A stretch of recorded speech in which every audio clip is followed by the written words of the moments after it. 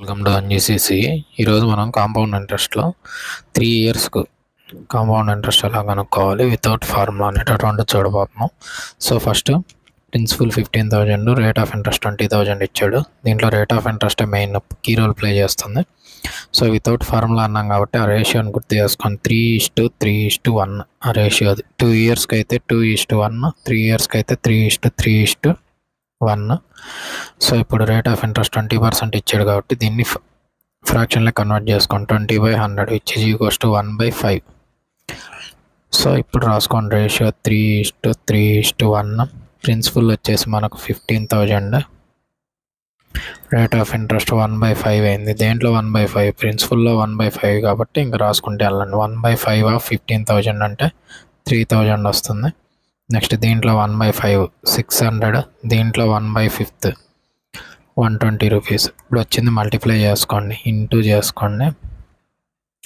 ఇక్కడ 9,000, ఇక్కడ 300 600 ఇంటూ 3 1800, ఇక్కడ 120 ఇంటూ 1 120. వాల్యూని యాడ్ చేసుకోండి, వచ్చినటువంటి వాల్యూస్ సరిపోతుంది. ఇదే మనకు కావాల్సినటువంటి 1920. It is the compound interest. Same దీనికి కూడా అంతే. రేషియో 3:3:1. రేట్ ఆఫ్ ఇంట్రెస్ట్ 10% చేయడంటే 1/10. సో 3:3:1. ప్రిన్సిపల్ 18,000లో 1/10 అంటే ఫస్ట్ ఇక్కడ 1800, దీంట్లో మళ్ళీ 1/10 180, దీంట్లో మళ్ళీ 1/10 క్యాలిక్యులేట్ చేసుకోండి. 18 క్యాలిక్యులేట్ చేసుకోండి, మల్టిప్లికేషన్ చేసుకోండి.